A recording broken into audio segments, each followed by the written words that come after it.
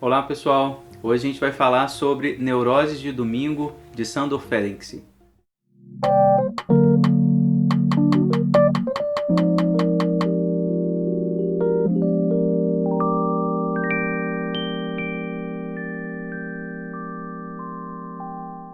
Pessoal, aqui no volume 2 do Sándor Ferenczi, né, da Obras Completas dele, que a Martins Fontes precisa voltar a publicar, né, existe uma procura enorme por essas obras aqui, infelizmente esgotadíssimo, né, assim, nem na estante virtual a gente encontra, quando encontra é por R$1.000 cada exemplar, né, então espero que a Martins Fontes possa reeditar esse livro, essa coleção tão importante do Ferenczi, porque nesses textos, apesar de não terem as datas aqui, eu acho que é um problema dessa edição, o Ferenczi ele vai colocar várias das suas teorias, vários seus pensamentos, né, no Diário Clínico também, que é um texto super importante, que acompanham Freud muito de perto. Então, um autor que tem um pensamento próprio, né, a gente está retomando muito essa obra do Ferenczi mais recentemente, e esse texto, Neuroses de Domingo, dá uma certa dimensão assim do criatividade do pensamento do Ferenczi, que é bem acompanhada também por essa lógica interpretativa presente no Freud.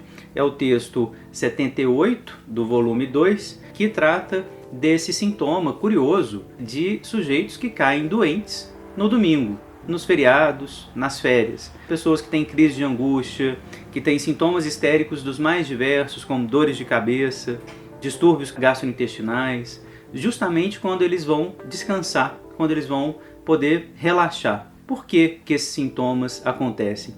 Por que que muitas pessoas encontram no trabalho, na hiperocupação, um certo tipo de alívio, um certo tipo de escudo protetor contra a neurose, contra o tédio, a angústia que aparecem nesses momentos livres? Então o Ferenczi vai comentar, e eu vou também ler agora mesmo com vocês um pouco o comentário que o Karl Abraham, também contemporâneo do Freud, né, do círculo primeiro do Freud, vai fazer nesse texto, nas obras completas, aqui no volume 2, no caso do Abraham também, do texto do Ferenczi. São observações que o Abraham vai fazer sobre o texto do Ferenczi. A gente vai ver um pouquinho como que os dois estão pensando juntos, como que essa ideia está sendo discutida ali no círculo das quartas-feiras ali do Freud, desse círculo mais fechado, da primeira geração de psicanalistas que o Freud formou. A explicação do Ferenczi aqui é que nos dias feriados, né, a gente não apenas somos senhores de nós mesmos, a gente se sente livre de todos os entraves que o dever e as repressões exteriores nos impõem, mas também experimentamos uma espécie de libertação interior. Então, começa a interpretação lembrando do óbvio. Existe uma certa redução da pressão exterior, da atual, e isso, por sua vez, poderia acarretar, como de fato parece acarretar, uma liberação também das pressões interiores, uma libertação parcial das pulsões de hábito, né, reprimidas com firmeza. A atenuação da censura externa acarreta a da censura interna. Então essa é a tese que o Ferenczi vai defender e que o Abraham também vai encaminhar nesse mesmo sentido, que é uma tese bem freudiana. Existe uma pressão externa que auxilia, por assim dizer, na repressão interna. A pressão externa social, trabalho, das obrigações que nos ajudaram a reprimir o pulsional, ajudam efetivamente internamente. Quando essas pressões externas escapam, né, elas não estão mais presentes, as pulsões elas se aproveitam e tentam vir à tona. E aí é efetivamente o pulo do gato, né, do Ferenczi é, olha, para quem é neurótico, isso vai ser um problema. Para quem está de bem, né, com as pulsões parciais, está tranquilo com aquilo que vem efetivamente do pulsional, então vai ser o melhor momento da semana, o final de semana, as férias, o feriado, etc. Mas quem precisa do trabalho como suporte para a repressão do pulsional, essa pessoa vai encontrar um problema bem grave. Então ele vai dizer na 343 exatamente a tese do texto a partir dessa premissa, né, de que a pulsão ela precisa de uma repressão externa. Qual que é a tese? Os que apresentam uma disposição neurótica são propensos a uma inversão de afetos, justamente nessas ocasiões, seja porque têm de conter pulsões particularmente perigosas, que precisam controlar com uma atenção especial quando são tentados pelo mau exemplo dos outros, seja porque sua consciência hipersensível não perdoa nenhuma falta.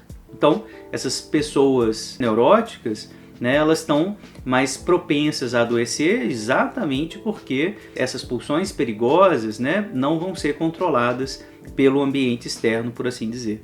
Então, essas neuroses de férias, né, essas neuroses de domingo vão ser acarretadas justamente quando o sujeito tem que se haver com o seu pulsional e não tem nenhum anteparo externo para auxiliá-lo nessa tarefa.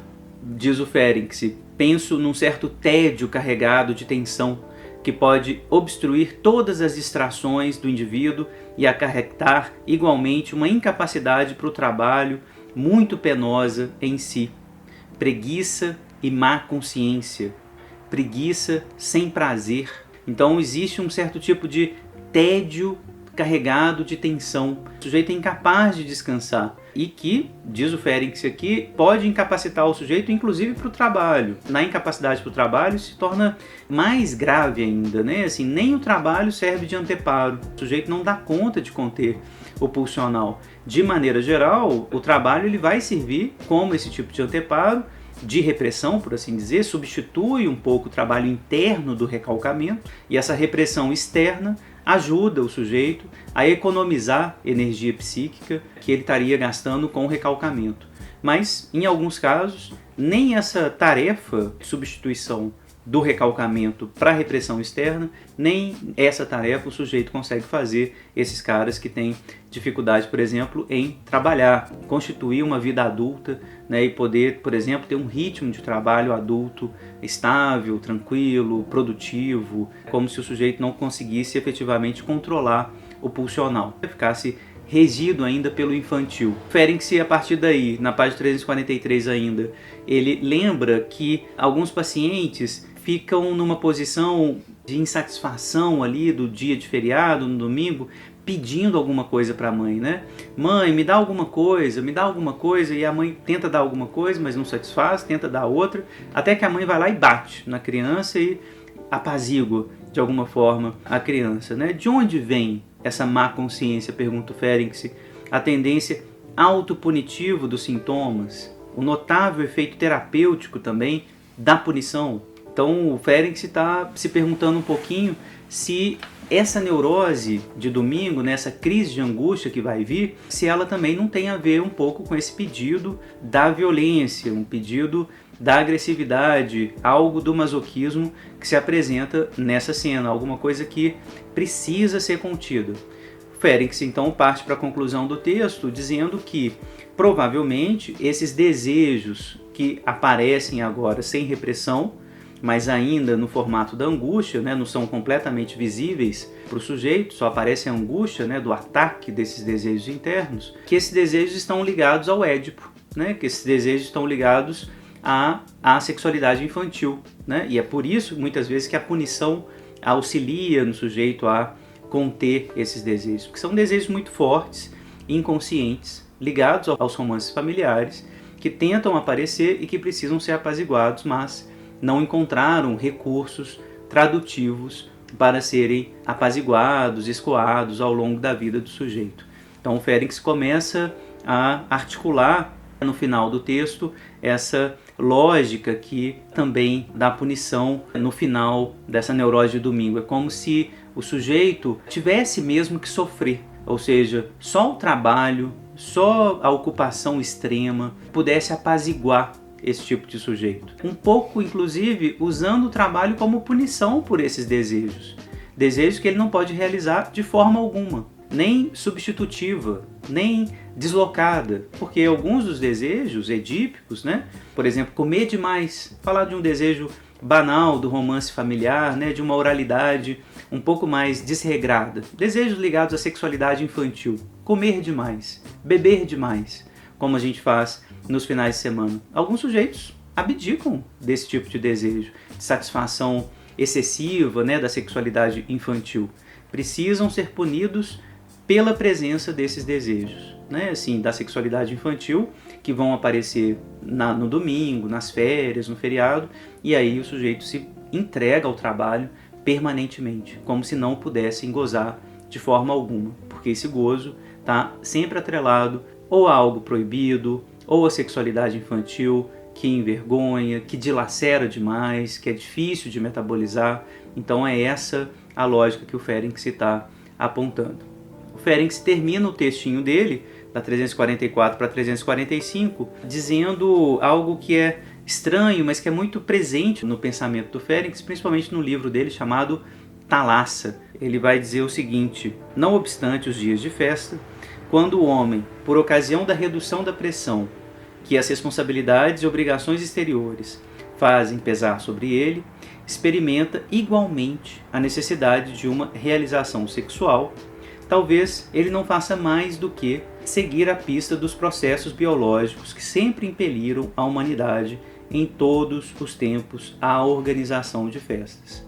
A periodicidade dos processos genitais seria, portanto, o protótipo e o modelo da necessidade normal de alternar o labor penoso do dia a dia com a liberdade dos folguedos, assim como o das neuroses de festas periódicas e talvez o desenrolar clínico da psicose maníaco-depressiva. Então, no final, o Ferenczi faz uma viagem aqui típica do Thalassa, né? Porque ele vai também desenvolver no Thalassa esse tipo de viagem que atrela fortemente vivências biológicas e seus derivativos psíquicos. Então, a periodicidade dos processos genitais, excitação, e aí principalmente a ideia de excitação, de entumescência do pênis, por exemplo, né, que vai levar a um certo trabalho sexual, e depois a festa, o gozo, a experimentação do gozo, de um certo relaxamento, de uma certa alegria, né, pós-coito, que tem a ver com essa periodicidade que a gente vai estabelecer na vida adulta também. Então, primeiro o trabalho, o esforço, etc., para depois o gozo, o prazer. É como se o Ferenczi estivesse pressupondo, como ele faz no Thalassa, que processos biológicos causem uma certa derivação, uma certa tradução para processos psíquicos. Se a gente tem algum problema nesse processo biológico, a gente vai ter problema também na derivação psíquica que a cultura fabricou para simbolizar esses processos biológicos. Então essa é a conclusão do Ferenczi, né? Assim, de que essas neuroses de domingo elas têm uma causa, por assim dizer, mais pessoal, do sujeito que não deu conta de estabelecer defesas próprias para conter a sua sexualidade infantil. Quando ele fica sem essa defesa externa, essa sexualidade infantil vem à tona. No final do texto, ele aponta para outra causalidade mais filogenética, por assim dizer, que é uma certa periodicidade que está ligada ao funcionamento do corpo, que vai se reproduzir também na ontogenética, ou seja, na vida individual, né, de cada sujeito. É um pensamento muito caro ao Freud, muito caro ao Ferenczi, né, eles estão conversando ainda sobre esse tipo de repetição na ontogenética, né, o filogenético se reproduzindo na ontogenética. Esse aí é o último parágrafo do texto, uma causa menor. O Abraham, por sua vez, ele vai apontar aqui no texto de 1919, então provavelmente esse texto do Ferenczi ou é de 19 a 18, né, um pouquinho anterior. Esse texto do Abraham, ele vai apontar para aquele primeiro conjunto de causas que o Ferenczi está apontando no texto, né? Por exemplo, quando ele diz que um número muito grande de pessoas se protege da neurose por um trabalho intenso. Essas pessoas habitualmente vão ter performances que ultrapassam em muito todo o objetivo útil. Pessoas que trabalham demais, né, que se colocam assim, workaholics, como o Abraham vai compará-los a os morfinômanos, né, os sujeitos viciados mesmo em trabalho. Não pode parar de trabalhar. É esse excesso, essa fadiga constante, efetivamente, que o sujeito se coloca, né, vai apontar para aquela tese que o Ferenczi também defendeu no texto dele. É como se eles tivessem que ser punidos também, como se o trabalho fosse um tipo de punição cotidiana, um certo tipo de gozo ali, que o sujeito não pode abrir mão também, né? Um gozo masoquista que tem a ver com a punição por desejos que eles não podem realizar, mas que, no entanto, desejos que estão ali presentes, né, neles. O Abraham vai falar exatamente desses pacientes que se sentem angustiados, né, quando esses trabalhos são interrompidos e vão sentir um grande alívio quando esse trabalho é retomado. Então, pacientes que estão ali meio que viciados mesmo em trabalhar. O Abraham vai ser mais direto ainda na hipótese sexual genitalizada aqui. Ele vai dizer que a maioria das pessoas aproveitam então esses tempos livres também para gozar da vida, jouir de la vie, então para aproveitar da vida e inclusive para encontrar com o outro sexo, né, mas com o outro de maneira geral. E aí a tese do Abraham é, o domingo ele vai convocar uma certa imobilidade, né, da vida desses pacientes por conta da imobilidade da sua vida pulsional. Em particular, a inaptidão desses pacientes de se aproximar do outro sexo. Essa proximidade do outro causa angústia, então são sujeitos que vão, por assim dizer, fugir para casa, né? Vão fugir da rua, não querem ir para a rua, não querem o encontro com o outro e vão se angustiar em casa.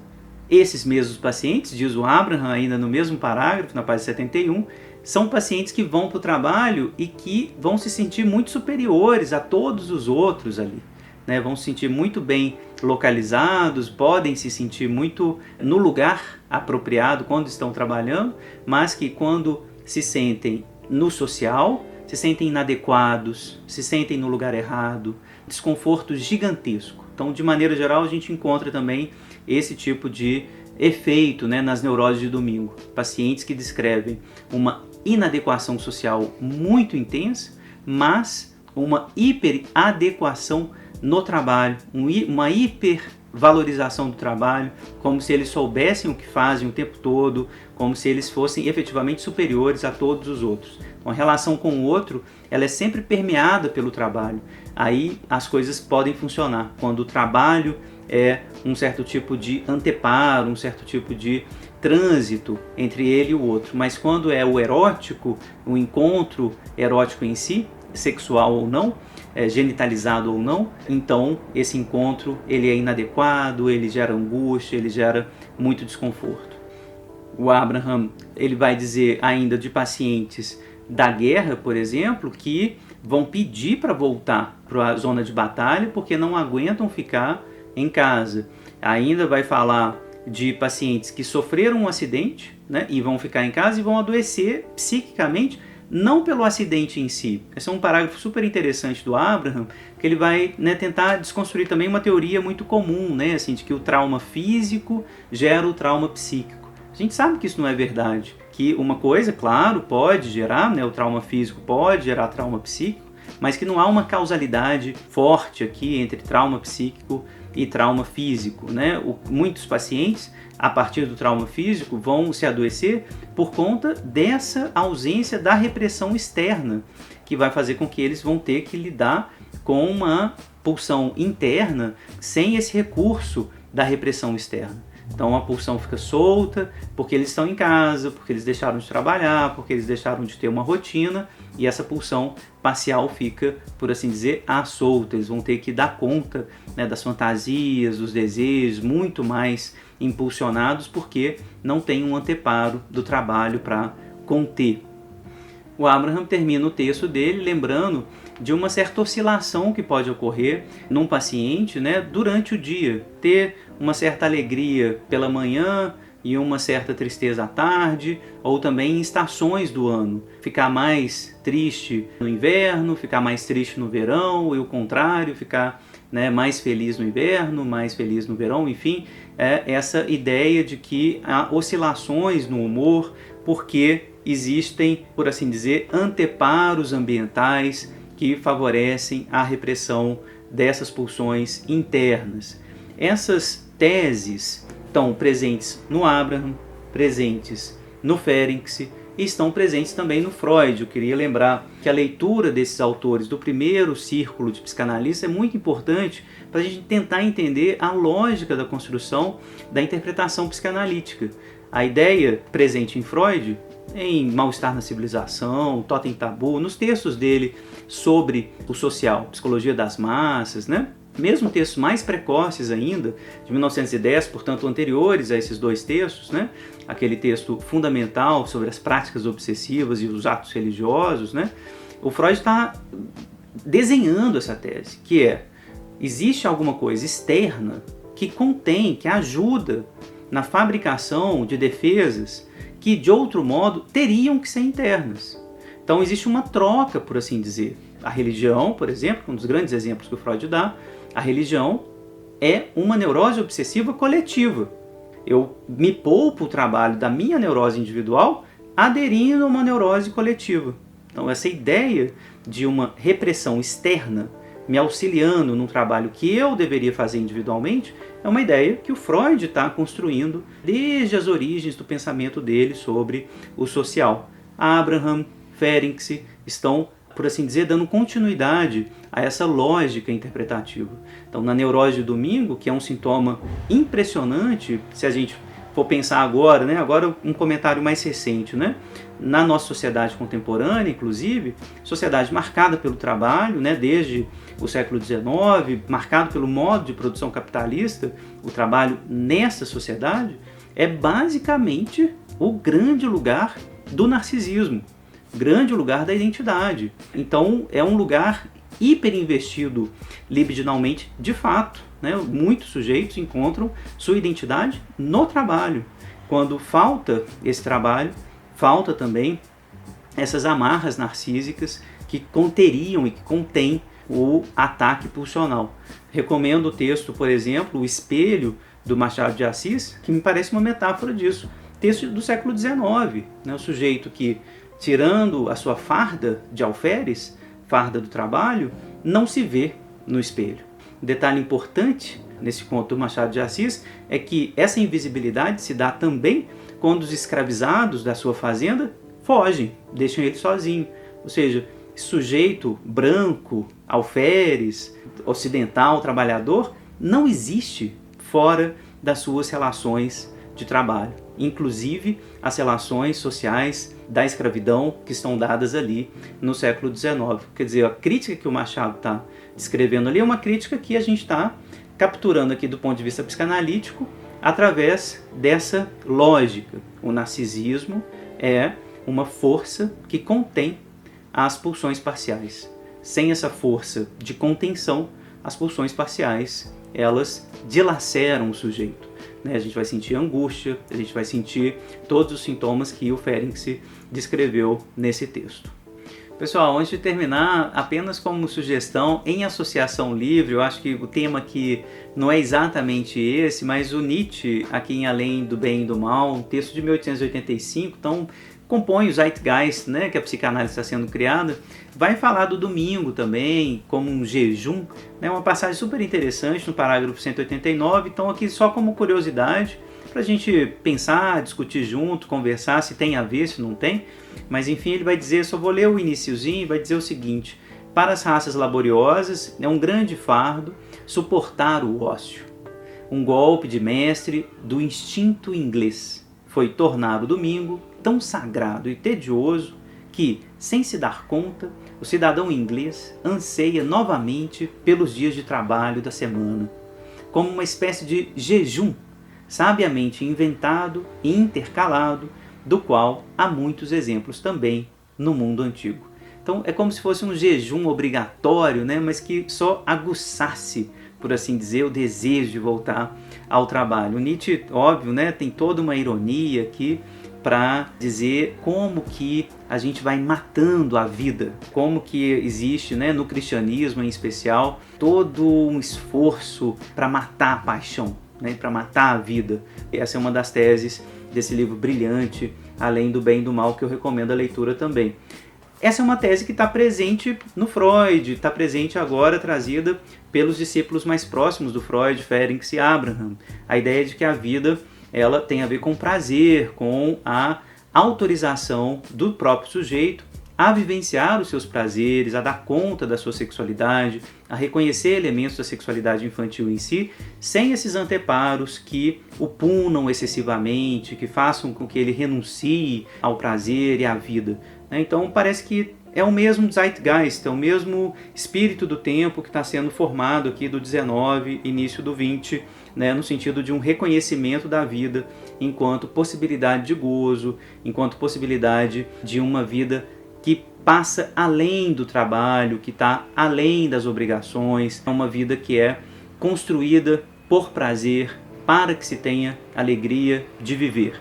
Essa ideia parece ser também um dos imperativos éticos da clínica psicanalítica. Vocês vejam como que um texto aparentemente pequeno, né, mas que traz tantas coisas interessantes para a gente pensar do ponto de vista ético, político, de como que a gente vai vendo e construindo a nossa vida juntos, né? Essa é a ideia então que eu tive nessa leitura desse texto. Eu queria que vocês discutissem, conversassem sobre esse texto aqui no canal. Se vocês ainda não se inscreveram, se inscrevam, compartilhem o vídeo, curtam, comentem aí com colegas que possam se interessar pela psicanálise. Mais uma vez agradeço pela presença de todo mundo aqui no canal, esse projeto de extensão da UFMG. Voltem sempre, compartilhem, a gente se encontra em breve.